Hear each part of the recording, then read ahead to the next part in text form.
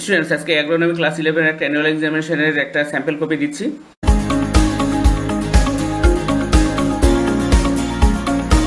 দেখো, প্রথমে 1 নম্বর প্রশ্ন, আবহাওয়ার সংজ্ঞা দাও, তার উপাদানগুলির নাম লেখো। শস্য উৎপাদনে যে কোনো 3টি আবহাওয়া উপাদানের প্রভাবের সংক্ষিপ্ত বিবরণ দাও। দেখো, আবহাওয়া কোনো স্থানে কোনো নির্দিষ্ট সময়ের, যেমন কিছু সময়ের বা একদিনের বায়ুমণ্ডলের অবস্থাকে, যেমন বৃষ্টিপাত, উষ্ণতা, বায়ুর আর্দ্রতা, শৈত্য বায়ুর চাপ ও বায়ু প্রবাহ প্রভৃতি সে স্থানের ও সে সময়ের আবহাওয়া বলা হয়। আবহাওয়া শুষ্ক অথবা মেঘলা ও শান্ত বা ঝোড়ো হতে পারে। এটি প্রত্যয় এমনকি প্রতি ঘন্টায় পরিবর্তিত হতে পারে। আবহাওয়া ও জলবায়ুর উপাদান দেখো, এক হচ্ছে বায়ুর উষ্ণতা, বায়ুর চাপ, বায়ুর গতি, বৃষ্টিপাত, বায়ুর আর্দ্রতা, তুষারপাত ও আকাশের অবস্থা বা মেঘ। এরপরে শস্য উৎপাদনে বৃষ্টিপাতের প্রভাব, এখানে যে কোনো এইখানে নাম আছে না, শস্য উৎপাদনে যে কোনো 3টি আবহাওয়া উপাদানের প্রভাব, তার মধ্যে একটা হচ্ছে শস্য উৎপাদনে বৃষ্টিপাতের প্রভাব। বৃষ্টিপাতের অনিশ্চয়তা এবং অতিবৃষ্টি বা অনাবৃষ্টি ভারতের কৃষির উপর যথেষ্ট প্রভাব বিস্তার করে। বৃষ্টিপাতের তারতম্য অনুযায়ী ভারতের বিভিন্ন অঞ্চলে বিভিন্ন ধরনের কৃষি ব্যবস্থা, যেমন আর্দ্র কৃষি, শুষ্ক কৃষি, সেচন কৃষি ইত্যাদি গড়ে উঠতে দেখা যায়। কৃষিভিত্তিক শিল্পগুলো যেমন চা, পাট, কার্পাস ইত্যাদি মৌসুমী বৃষ্টিপাতের উপর নির্ভরশীল। বৃষ্টিপাতের পরিমাণ ও বন্টন শস্য উৎপাদনে যথেষ্ট প্রভাব বিস্তার করে। দুই হচ্ছে কৃষিকাজে তাপমাত্রার প্রভাব। তাপমাত্রার প্রভাবে ভূপৃষ্ঠের নানা প্রকার খনিজ শিলা ক্ষয়ীভূত হয়ে মাটির সৃষ্টি হয়। এই মাটির ওপর উদ্ভিদকুল জীবন ধারণ করে বেঁচে থাকে। দুই, শস্য বীজের অঙ্কুরোদ্গম, গাছের বৃদ্ধি, ফুল ও ফল ধারণ এবং শস্যের পূর্ণতা প্রাপ্তি প্রভৃতি কার্যকলাপের জন্য স্বাভাবিক তাপমাত্রার প্রয়োজন। 3, মাটির সুগঠন ও রস শোষণ এবং মাটিকে ঝুরঝুরে করবার জন্য পরিমিত তাপমাত্রা দরকার।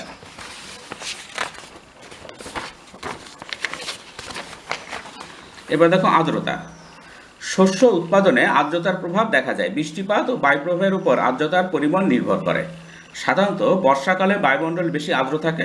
বায়ুর গতি বেশি হলে বায়ুর আর্দ্রতার পরিমাণ কম হয় ও বায়ুর গতি কম হলে বায়ুর আর্দ্রতা বাড়ে, কারণ বায়ুপ্রবাহ আর্দ্র বায়ুকে এক জায়গা থেকে অন্য জায়গায় সরিয়ে নিয়ে যায়। প্রতি ফসলের জন্য নির্দিষ্ট আর্দ্রতার প্রয়োজন। আর্দ্রতা কম থাকলে ভালোভাবে শস্য উৎপাদন করা যায় না। তাছাড়া কম আর্দ্রতায় শস্যের জলের বেশি প্রয়োজন হয়, ফলে জলসেচ বেশি করতে হয়।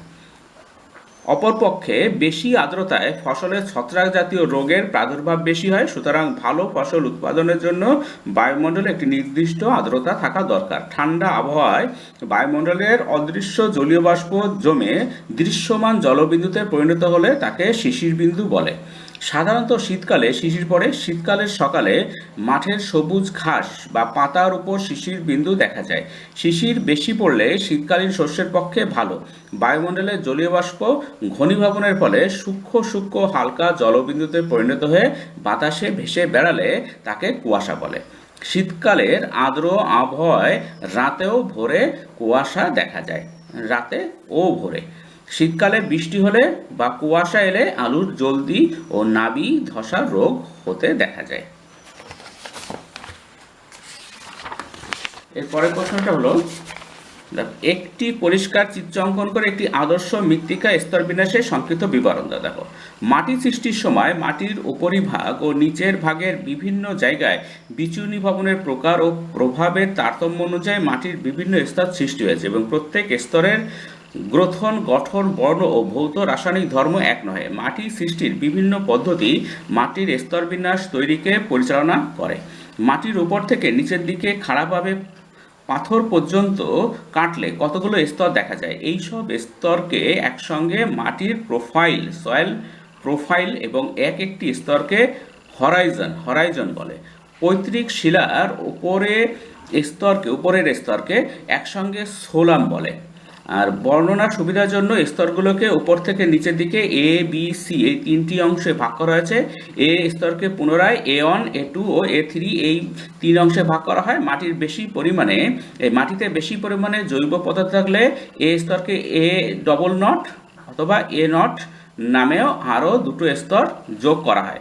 বি স্তরকে B1 ও B2 ও B3 এই 3 ভাগে ভাগ করা হয়।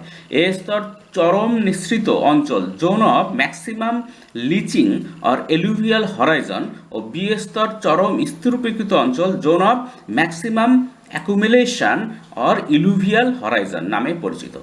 বি স্তরকে অন্ত মাটি বা সাবসয়েল বলা হয়। নিচের ছবি সহযোগে মাটির প্রোফাইলের সংক্ষিপ্ত বিবরণ দেওয়া হলো। এ ডবল নট দেখো, অপচা জৈব পদার্থের স্তূপ বনাঞ্চলের মাটিতে, বিশেষ করে নাতিশীতোষ্ণ অঞ্চলের মাটিতে এ স্তর থাকে। 2 নম্বর এ নট আর কি, ডবল নট না, এখানে দুটো শূন্য ডবল নট, এটা এ নট। আংশিক বা সম্পূর্ণ পচনশীল জৈব পদার্থ নিয়ে এ স্তর গঠিত। এখানে জৈব পদার্থের পচন ক্রিয়া চলছে। এবার দেখো ছবিটা আমি একটা এঁকেছি, তোমরা নিজেরা একটু বই থেকে বের করে ছবিটা এঁকে নেবে। দেখো চিত্র, মাটির স্তর বিন্যাস। 3 নম্বর A1, এই স্তর ঘন কালো রঙের এবং জৈব ধাতব পদার্থের সংমিশ্রণে গঠিত। পর্জল মাটিতে এ স্তর সরু ও কালো মাটিতে চওড়া। A2, নিঃসৃত প্রক্রিয়ায় এই স্তর সৃষ্টি হয়েছে ও এটি ফিকে রঙের ধাতব স্তর। পর্জল মাটিতে এ স্তর থাকে কিন্তু চারনজেম মাটিতে থাকে না।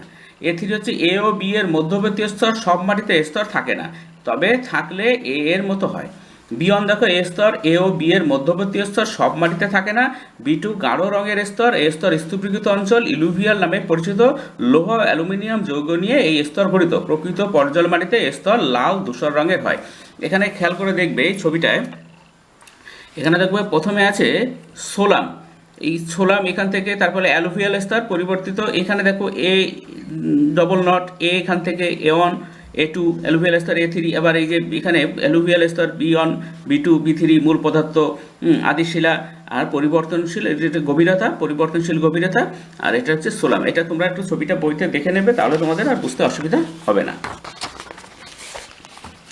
এবার দেখো B3, বি ও সি এর মধ্যবর্তী স্তর, সবসময় স্তর থাকে না। সি এ ই স্তর ক্ষয়ীভূত টুকরো পাথরকণা দ্বারা গঠিত। এ স্তর শক্ত পাথর থেকে উৎপন্ন হতে পারে বা অন্য কোনো স্থান থেকে এসে বেডরকেও জমা হতে পারে। বেডরকেও জমা হতে পারে। এখানে বেডরক এ ও এর না, বেডরকে ও হবে, বেডরকেও জমা হতে পারে। সি স্তরের নিচে বেডরক থাকে। প্রকৃতপক্ষে এই সকল পৈতৃক শিলা থেকে মাটি সৃষ্টি হচ্ছে। এবার দেখো নিম্নলিখিত বিষয়গুলো অবলম্বনে আলু চাষ পদ্ধতির বিবরণ দাও। জমি তৈরি, বীজ বা কন্দ বপন, উন্নত জাতের নাম ও জাত নির্বাচন, জৈব রাসায়নিক সার প্রয়োগ, সেচ প্রয়োগ, অতিরিক্ত জল নিষ্কাশন, ফসল কাটা, ফসলের পরিমাণ। দেখো প্রথমে জমি তৈরি। আলু চাষের জন্য মাটি খুব ঝুরঝুরে আলগা হওয়া দরকার। আলু আগের ফসল তুলে নেওয়ার পর মোল্ড বোর্ড, লাঙল বা পাওয়ার টিলার বা ট্রাক্টর দিয়ে 2-1 বার জমিতে চাষ দিতে হবে। তারপর 8 থেকে 10 বার আড়াআড়ি ও লম্বাভাবে কর্ষণ, এবং প্রতিবার কর্ষণের পর মই দিয়ে মাটি ঝুরঝুরে সমান করে নিতে হবে। জমিতে ঢেলা থাকলে মুগুর দিয়ে ভেঙে সেই মাটি ঝুরঝুরে করতে হবে। জমি থেকে আগাছা, আগের ফসলের গোড়া ইত্যাদি বেছে ফেলে দিতে হবে। জমি তৈরির সময় হেক্টর প্রতি 15 টন গোবর সার প্রয়োগ করে মাটির সঙ্গে মিশিয়ে দিতে হবে। আলু বসানোর আগে জমি কর্ষণ করে ও মই দিয়ে মাটি সমতল করে নিতে হবে। তারপর আলু জমিতে প্রতি 10 ফুট দূরত্বে একটি করে সেচের নালা রাখতে হবে ও সেই নালার দুপাশে সারি করে আলু লাগাতে হবে। বীজ আলু লাগানো দেখো, সাধারণত 4 প্রকার পদ্ধতিতে আলু লাগানো হয়, যথা ক, সমতল ভূমিতে বীজ আলু লাগানোর পদ্ধতি। নির্দিষ্ট দূরত্বে সমতল জমির ওপর বীজ আলু লাগানো হয় ও বীজ আলুর ওপর 2 থেকে 3 ইঞ্চি মানে 5 থেকে 7.5 সেন্টিমিটার মাটি চাপা দেওয়া হয়। বীজ আলু লাগানোর আগে অগভীর নালা তৈরি করে নিতে হবে। ভেলিতে বীজ আলু লাগানোর পদ্ধতি। নির্দিষ্ট দূরত্বে কোদাল দিয়ে ভেলি করা হয়, তারপর ভেলিতে নির্দিষ্ট দূরত্বে বীজ আলু লাগানো হয়। জলদি আলুর এই পদ্ধতিকে বীজ আলু লাগানো হয়। গছের নালিতে বীজ আলু লাগানোর পদ্ধতি। ছোট লাঙল বা কোদাল দিয়ে নির্দিষ্ট দূরত্বে অগভীর নালি তৈরি করা হয় ও নালিতে নির্দিষ্ট দূরত্বে বীজ আলু লাগানো হয়। 3 হচ্ছে গর্তে বীজ আলু লাগানোর পদ্ধতি। নির্দিষ্ট দূরত্বে কোদাল দিয়ে মাটি আলগা করা হয় ও হাত দিয়ে গর্ত তৈরি করা হয়। গর্তে বীজ আলু লাগানোর পর হাত দিয়ে বীজের উপর মাটি চাপা দিয়ে দিতে হবে।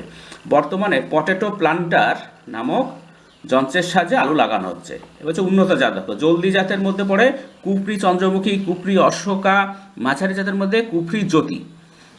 আর টিপিএস আলুর কতিপয় জাত বের হয়েছে, যথা HPS 267, HPS এই যে এখানে 2 আর এটা 67, আর হচ্ছে HPS 713, HPS 23 বা HPS 2-3 এইভাবে লিখতে পারো। কুপরি চন্দ্রমুখী, কুপরি সিন্দুরি নির্বাচন করা যেতে পারে। সমতল অঞ্চলে অক্টোবর মাসে লাগানো আলুর বৃদ্ধি দশা জলদি জাতের যেমন আপ টু ডেট প্রভৃতি 50 দিন, মাঝারি নাবিজাত যেমন কুপরি রেট প্রভৃতি 60 দিন ও নাবিজাত যেরকম কুপরি সফেদ প্রভৃতি বৃদ্ধি দশা 70 দিন স্থায়ী হয়। নাবিজাত কুপরি জীবন আর কুপরি নবীন, এটা নাবিজাতের উদাহরণ।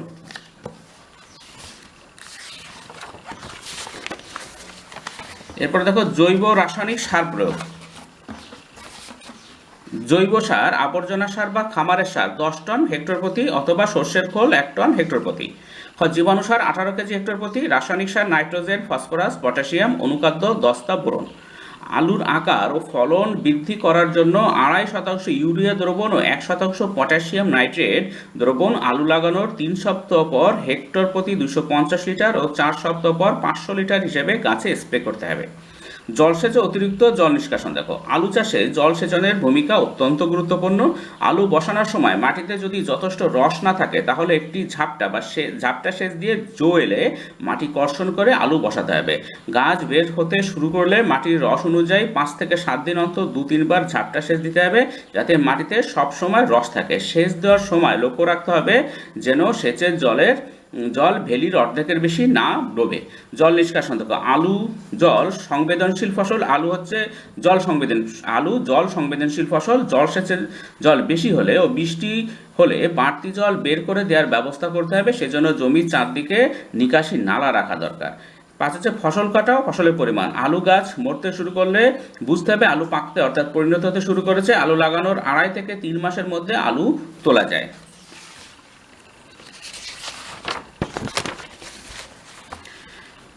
আলু তোলার পর জমিতে 2-1 ঘন্টা গাদা করে রাখা উচিত, এতে আলুর খোসা শক্ত হয়।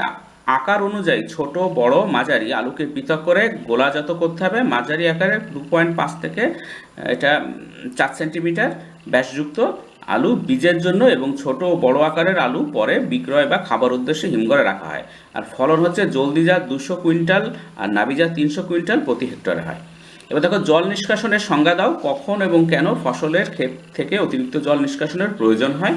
ফসলের ক্ষেত থেকে জল নিষ্কাশনের বিভিন্ন পদ্ধতির উল্লেখ করো এবং সুবিধা অসুবিধার উল্লেখ সহ বিবরণ দাও। দেখো জমি থেকে অতিরিক্ত ও উদ্ভিদের অপ্রয়োজনীয় জল অপসারণকে জল নিকাশ বা জল নিষ্কাশন বলে আর কি। জল নিকাশের কতিপয় উদ্দেশ্য আছে, যথা এক হচ্ছে জমি থেকে অতিরিক্ত ও অপ্রয়োজনীয় জল অপসারণ, মাটিতে বাতাস চলাচলের পথ সুগম করা, মাটির উদ্ভিদ খাতের অপচয় বন্ধ করা, মাটিতে জীবনদের কর্মক্ষমতা বৃদ্ধি করা, মাটির গঠনের উন্নতি সাধন, মাটির ক্ষয়ভবন রোধ করা, মাটির উপরের স্তরে লবণ জমা হওয়ার সম্ভাবনা রোধ করা, উদ্ভিদমূলের সুষ্ঠু বৃদ্ধি করা, মাটিতে উদ্ভিদমূলের প্রবেশের পথ সুগম করা, উদ্ভিদের মূলাঞ্চলে জলের স্তর হ্রাস করা। জল নিকাশের পদ্ধতি। দেখো জমির নল নিকাশের পদ্ধতি কতগুলো কারণের উপর নির্ভর করে, যথা জমির অবস্থান, মাটির প্রকার, জল নিকাশের স্বাভাবিক নির্গমন পথ ও জল নিকাশের মোট খরচ প্রভৃতি। এরপরে দেখো খোলা নালার সাহায্যে জল নিকাশ। অধিক বৃষ্টিপাত হলে ও অল্প সময়ে প্রচুর পরিমাণ জল নিকাশের জন্য এই পদ্ধতিটি বিশেষ কার্যকরী। জমির ঢালের দিকে গভীর ও প্রশস্ত নালা কেটে নালার মধ্য দিয়ে জল নিকাশ করতে হবে। সুবিধা কি? এক হচ্ছে জল নিকাশের নালা তৈরির খরচ অপেক্ষাকৃত কম পড়ে। 2 জমি থেকে একসাথে বেশি পরিমাণ জল নিকাশ করা সম্ভব হয়। 3 যেসব জমির নিচের স্তর শক্ত নিঃছিদ্র সেসব জমির জল নিকাশের জন্য পদ্ধতিটি খুবই কার্যকরী। অসুবিধা কি? নালা তৈরি করার জন্য প্রচুর জমি নষ্ট হয়। 2 জমির মাঝে নালা করলে জমি কর্ষণ করতে বেশ অসুবিধা হয়। 3 মাটির ক্ষয়ভবন খুব বেশি হয়। 4 নালার কিনারায় আগাছা জন্মায়, আগাছার বীজ সহজে জমি সর্বোচ্চ ছড়িয়ে পড়ে। এবার 2 নম্বর বদ্ধ নালার সাহায্যে। এক হচ্ছে টালির নালা। মাটির নিচে গভীর নালা কেটে তাতে টালির পাইপ বসানো হয়, সাধারণত 1 ফুট দীর্ঘ 30 সেন্টিমিটার ও 2.5 ফুট থেকে 3 ইঞ্চি 6 থেকে 25 থেকে 7.5 সেন্টিমিটার ব্যাস বিশিষ্ট টালির পাইপগুলো একটির পর একটি করে গভীর নালায় বসানো হয়। তারপর মাটি দিয়ে গর্ত ভর্তি করে দিতে হয়। নালায় টালিগুলি 2টি পদ্ধতিতে বসানো হয়। এক হচ্ছে হেরিং বোন বা ফিশ বোন পদ্ধতি, 2 গ্রিট আয়রন পদ্ধতি। সুবিধা হচ্ছে 1 মাটির ভেতরের বেশি জায়গার জল নিকাশ করা যায়। 2 মাটির ভেতরে জল সংগ্রহ নিকাশ তাড়াতাড়ি হয়। 3 জমির অপচয় কম হয় ও জল নিকাশের নালী বেশি দিন স্থায়ী হয়। অসুবিধা 1 হচ্ছে জল নিকাশের ব্যবস্থা করার প্রাথমিক খরচ বেশি পড়ে। 2 ঝুড়ো মাটি বা গাছের শেকড় নালীতে প্রবেশ করে জল নিকাশের কাজে ব্যাঘাত সৃষ্টি করে। এরপরে দেখো মাটির নালা। ভারী মাটিতে বিশেষ যন্ত্রের সাহায্যে সুড়ঙ্গের মতো নালা তৈরি করা হয়। জমির ঢালের সমান্তরাল করে নালা কাটতে হবে। সুবিধা কি? এঁটেল মাটিতে অল্প খরচে জল নিকাশের নালা তৈরি করা যায় আর জমি কম নষ্ট হয়। অসুবিধা, নালীর গায়ের মাটি বসে গিয়ে জল নিকাশ ব্যাহত হয়। এরপর হচ্ছে গাছপালা ও পাথরের টুকরোর সাহায্যে ভূমি তৈরি নালা। এক হচ্ছে সুবিধা কি তাতে? এক হচ্ছে জল নিকাশের নালা তৈরির খরচ অপেক্ষাকৃত কম পড়ে, কাজেই সাধারণ চাষির পক্ষে এই পদ্ধতিটি গ্রহণযোগ্য। জমি নষ্ট না করে জল নিকাশের কাজ ভালোভাবেই করা যায়। অসুবিধা, যে কোনো সময় মাটি দিয়ে জল নিকাশের নালা বন্ধ হয়ে যেতে পারে। মাটির অল্প নিচে নুড়ি পাথর ইত্যাদি থাকায় চাষবাস করতে অসুবিধা হয়। এবার দেখো ফসল চক্র কাকে বলে, একটি উপযুক্ত উদাহরণ দাও। ফসলের চক্রের মূলনীতিগুলো উল্লেখ করো এবং ফসল চক্রের সুবিধা অসুবিধাগুলো উল্লেখ করো। দেখো, একই জমিতে প্রতি বছর একই শস্য চাষ না করে বিভিন্ন বছর বা বছরের বিভিন্ন সময় ভিন্ন ভিন্ন শস্যের চাষ করাকে শস্য পর্যায়ক্রমে শস্যের চাষ বা ফসল চক্র বলে। আরও সহজভাবে বলা যায় যে একই জমিতে একই ফসলের চাষ না করে ফসল ঘুরিয়ে ফিরিয়ে চাষ করার নাম শস্য পর্যায় বা ক্রপ রোটেশন। বছরের পর বছর একই জমিতে একই শস্যের চাষ করলে জমিতে নাইট্রোজেন ও জৈব পদার্থের পরিমাণ কমে যায়, ফলে জমির উর্বরতা হ্রাস পায়।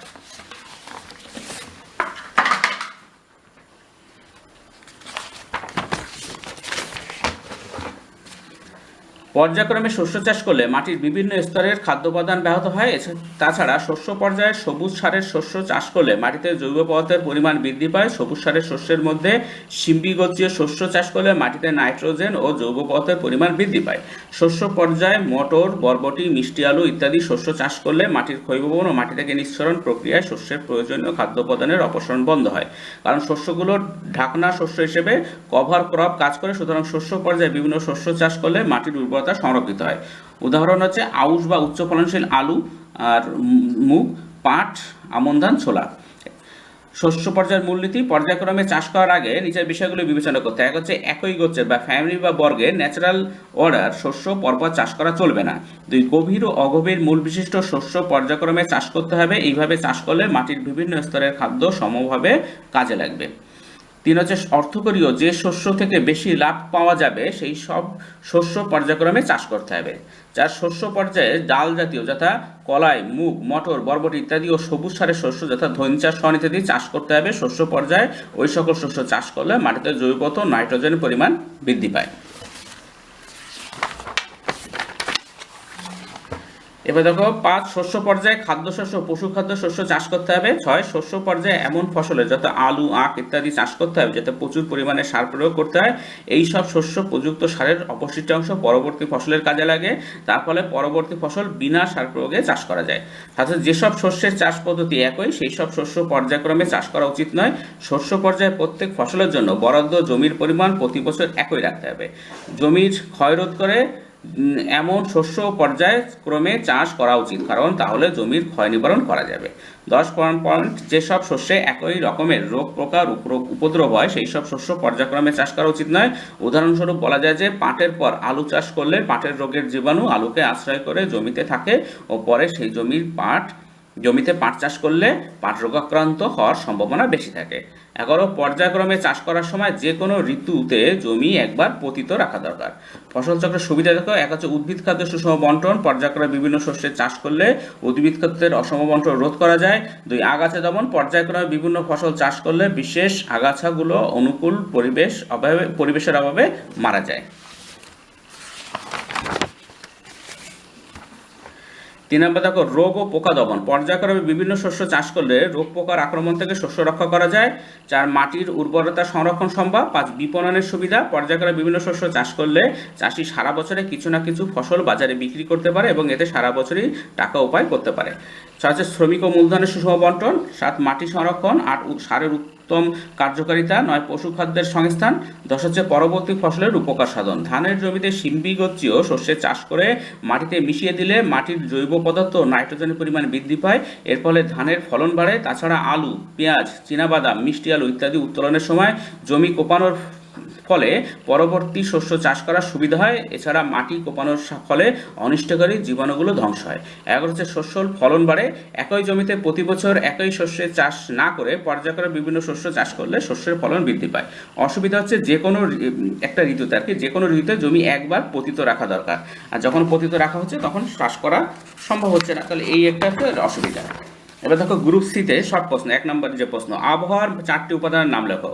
উত্তর হচ্ছে বায়ুর উষ্ণতা, বায়ুর চাপ, বায়ুর গতি, বৃষ্টিপাত, মেঘ। বি, পশ্চিমবঙ্গের শস্য ঋতুগুলোর নাম লেখো। পশ্চিমবঙ্গের শস্য ঋতুকে 3 ভাগে ভাগ করা যায়। খারিফ ঋতু উৎপাদিত ফসল ধান, আমন ধান আর পাট, আর রবি ঋতু উৎপাদিত ফসল আলু, গম প্রভৃতি। গ হচ্ছে জৈদ ঋতু উৎপাদিত ফসল তরমুজ, তিল প্রভৃতি। মৃত্তিকা কণাগুলির নাম লেখো। কেওলিনাইট, মন্টমরিলোনাইট ও ইনাইট। এবার দেখো অ্যাগ্রোনমি সংজ্ঞা দাও। কৃষিবিজ্ঞান খাদ্য ও তন্তু উৎপাদন এবং প্রক্রিয়াকরণের সাথে সম্পর্কিত বিজ্ঞান। এর মধ্যে রয়েছে মাটি, ফসল চাষ, শস্য সংগ্রহ, প্রাণী প্রজনন এবং মানুষের ব্যবহারের জন্য উদ্ভিদ এবং প্রাণীজাতীয় পণ্য প্রক্রিয়াজাতকরণের প্রযুক্তি অন্তর্ভুক্ত। কৃষিবিজ্ঞানকে ইংরেজিতে এগ্রিকালচারাল সায়েন্স বা অ্যাগ্রোনমি বলা হয়। এগ্রিকালচার কথাটি দুটো ল্যাটিন শব্দ, যথা এগার মানে ফিল্ড বা জমি ও কালটিউরা বা কাল্টিভেশন বা চাষ থেকে এসেছে। সুতরাং জমি চাষ করে শস্য উৎপাদন করাকে সাধারণভাবে কৃষিকাজ বোঝায়। প্রাথমিক কর্ষণের যন্ত্রগুলির নাম লেখো। দেশি লাঙল, মোল্ড বোল্ট লাঙল, বোস লাঙল, ট্রাক্টর, পাওয়ার টিলার, বিদা, চাকতি বিদা প্রভৃতি প্রাথমিক কর্ষণের জন্য ব্যবহার করা হয়। শস্য ভুট্টার বৈজ্ঞানিক নাম, ভুট্টার বৈজ্ঞানিক নাম জিয়া মেজ, MAYS, মেজ এল। আর শস্য হচ্ছে ব্রাসিকা কেম্পেস্ট্রিস, যেটা হলুদ সর্ষে। আর ব্রাসিকা জেনিকা এল, এই ব্রাসিকা জানসিয়া, এটা হচ্ছে রায় শস্যে, এটা রায় শস্যে, এটা ব্রাসিকা জানসিয়া। এবার দেখো বীজের সুপ্ত অবস্থা বলতে কি বোঝো। সজীব অথচ বর্ধনশীলতা বর্জিত দশাকে জীববিদ্যার ভাষায় বীজের সুপ্ত অবস্থা বোঝায়। ল্যাটিন ডরমায়ার বা সংস্কৃত নিড্রা মানে নিদ্রা, এক কথা, নিড্রা শব্দ থেকে এই কথাটি অর্থাৎ ডরমেন্সি উদ্ভব হয়েছে। ফসল তোলার পর কতিপয় শস্যের বীজ অঙ্কুরোদ্গমের উপযোগী পরিবেশে রাখলেও অঙ্কুর বের হয় না, একে বীজের সুপ্ত অবস্থা বলে। এটি বীজের বিশ্রাম দশা। সুপ্ত অবস্থা বীজের বেঁচে থাকার কৌশল। এই রকম বীজ দূরে চালান দেওয়া যায় এবং অনেকদিন সংরক্ষণ করা যায়। সর্ষে অথবা ছোলা দুটি করে জাতের নাম লেখো। পশ্চিমবঙ্গে সাধারণত টরি বা মাসি, রাই বা চৈতি এবং শ্বেত সর্ষের চাষ হয়। টরি দেখো বি, আমরা সর্ষেরটা দিয়েছি আর কি, সর্ষে B54 অগ্রণী আর RL 14, আর রাই হচ্ছে T59 বরুণা, আর B85 এটা হচ্ছে সীতা। এবার দেখো CPRI এর পুরো নাম কি, কোথায় অবস্থিত? সেন্ট্রাল পটেটো রিসার্চ ইনস্টিটিউট, মধ্যপ্রদেশে অবস্থিত। সর্ষে ও আলু ক্ষেতে সেচ প্রয়োগের সর্বাধিক উপযুক্ত পদ্ধতির নাম লেখো। দেখো সর্ষেতে প্লাবিত করে আলের সাহায্যে বাধার সৃষ্টি করে জলসেচ ও ভেলি বা প্রান্ত ফালি বা সীমানা ফালি পদ্ধতিতে জলসেচ দেওয়া যায়। আলুতে নালার সাহায্যে জলসেচ ও নালার বাধার সৃষ্টি করে জলসেচ চেক অ্যান্ড ফারো মেথড পদ্ধতিতে জলসেচ দেওয়া হয়। দেখো পশ্চিমবঙ্গের গাঙ্গ পলিমাটি অঞ্চল এবং সেচবিহীন উঁচু অবস্থানের জমির উপযোগী একটি শস্য পর্যায় লেখো। দেখো ঋতু খারিফ, প্রথম বছর পাট, রবি সর্ষে, খারিফ আউশ ধান, রবি ছোলা। এখানে কিছু হবে না, এখানে এই 2 নাম্বার এই দাগটা কিন্তু দেওয়া যাবে না, এই দাগটা হবে, এই দাগটা দেওয়া যাবে না, এই দাগটা দেওয়া যাবে না। আউশ ধান, ছোলা, খারিফ শন, রবি গম, খারিফ ঋতু ভুট্টা, রবি মূলা। দেখো অনুমোদিত জাত হচ্ছে পাট JR ও 878, সর্ষে B54, আউশ ধান পলসন 579, ছোলা B98 বা 98, শন C12, গম UP 262, ভুট্টা শক্তি, মূলা পুষা দেশি। শস্য পর্যায় সম্বন্ধে সংক্ষিপ্ত টিকা লেখো। একই জমিতে ঋতুভেদে বিভিন্ন ফসল পর্যায়ক্রমে চাষ করাকে শস্য পর্যায় বলে। আরও বিশদভাবে বলতে গেলে একই জমিতে প্রতি বছর একই শস্য চাষ না করে বিভিন্ন বছরে বা বছরের বিভিন্ন সময় ভিন্ন ভিন্ন শস্যের চাষ করাকে শস্য পর্যায়ক্রমে শস্যের চাষ বলে। শস্য পর্যায়ে নানাবিধ সুবিধা আছে, যথা উদ্ভিদ এর সুষম বন্টন, আগাছা পোকা দমন, মাটির উর্বরতা সংরক্ষণ, বিপণনের সুবিধা, মাটি সংরক্ষণ ও পরবর্তী ফসলের উপকার সাধন। দেখো মিশ্র ফসল ও মিশ্র খামারের পার্থক্য দেখো। মিশ্র ফসল ও মিশ্র খামার, এক হচ্ছে শস্য পর্যায় অবলম্বন করে বা শস্য পর্যায় অবলম্বন না করে কোনো ভূমিখণ্ডে একই ঋতুতে একসঙ্গে একাধিক ফসল চাষ করাকে মিশ্র চাষ বা ফসলটিকে মিশ্র ফসল বলে। আর জমিতে নানাবিধ ফসলের চাষের সঙ্গে যদি কোনো খামারে দুধ, মাংস, ডিম উৎপাদন ও পশু পাখি পালন করা হয় তবে সেরূপ খামারকে মিশ্র খামার বলে। আর মিশ্র ফসলে একই সঙ্গে একক এলাকা থেকে একাধিক ফসল পাওয়া যায়, আর মিশ্র খামারে একই সঙ্গে একক এলাকা থেকে একাধিক ফসল পাওয়া যায় না। এবার দেখো পয়রা ফসল চাষ বলতে কি বোঝে। অনেক সময় আমন ধান কাটবার ৩-৪ সপ্তাহ আগে জমি ভিজে থাকতে থাকতে ছোলা, মসুর, খেসারি, লুসাই, বারসিম ইত্যাদি শস্যের বীজ হাতে ছিটিয়ে বোনা হয়। একে পয়রা চাষ বলে। পয়রা চাষে বিনা চাষে একটি বাড়তি ফসল পাওয়া যায়। এরপরে দেখো গ্রুপ বির প্রশ্ন কি আছে তোমাদের। নিম্নলিখিত প্রশ্নগুলোতে তৈলজাতীয় ফসল নয়। দেখো তিসি, ধনে, রেড়ি আর তিল, এখানে তৈলজাতীয় ফসল ধনে নয়। নিম্নলিখিত মধ্যে কোনটি গোখাদ্য হিসেবে ব্যবহার করে? গম, বার্ষিক, পাট, ধান, এটা বার্ষিকটা হবে। 2 নাম্বার, কোন বিখ্যাত বিজ্ঞানীকে ভারতের কৃষি জনগণের ফাদার অফ ইন্ডিয়ান এগ্রিকালচার বলা হয়? এটা হচ্ছে এম.এস. স্বামীনাথন। নিচের কোন ডাল শস্যকে আমরা উদ্ভিদ প্রোটিনের প্রধান উৎস বলে থাকি? এটা মসুর। নিম্নলিখিত মাটিগুলির মধ্যে কোনটি জলধারণ ক্ষমতা সর্বনিম্ন? বালি মাটি। আমন ধানের চাষের আদর্শ মাটি হলো, এটা হচ্ছে কাদা মাটি। এর মাটির উদ্ভিদ গ্রহণযোগ্য জলের সীমা হলো, এটা হচ্ছে ক্ষেত্র জলসীমা বিয়োগ বিশীর্ণ জলাশঙ্ক, এইটা হতে পারে আর কি। এইটা নিয়ে আমার একটু কনফিউশন আছে। দেখো 50 গ্রাম ভেজা মাটি চুল্লিতে শুকনো হয় 40 গ্রাম। ওই মাটিতে শুকা ওজনের ভিত্তিতে শতকরা রসের ওজন কত হবে? এটা 25। 2 নাম্বার, আলু চাষের উপযুক্ত মাটি হলো মাঝারি অবস্থানের এঁটেল মাটিযুক্ত জমি। নিম্নলিখিতগুলির মধ্যে কোনটি উৎকৃষ্ট বীজবপন পদ্ধতি? এটা হচ্ছে সারিতে বোনা। নিম্নলিখিতগুলির মধ্যে কোনটি জমি কাদানের প্রয়োজন হয়? ধান। নিম্নলিখিত ফসলগুলির মধ্যে কোনটি কন্দমূল গঠন এর গুরুত্বপূর্ণ বৃদ্ধি দশা? এটা আলু। কোনটি রায় জাতীয় শস্যে? এটা হচ্ছে T59, এটা হচ্ছে রায় জাতীয় শস্যে।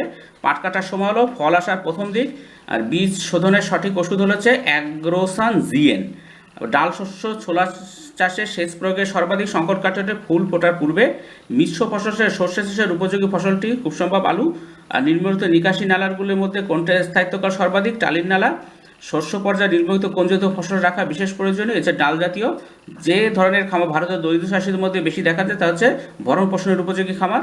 আর নিম্নলিখিত কোনটি ক্রমান্বয়ে শস্য পদ্ধতি যথাযথ উদাহরণ? এটা খুব সম্ভব এই কলাই, আমন, ধান, এটা হতে পারে। এটা তোমরা একটু বইতে দেখে নেবে। স্টুডেন্ট, আজকে পর্যন্ত, পরের ভিডিও দেখা হবে। Thank you very much for watching.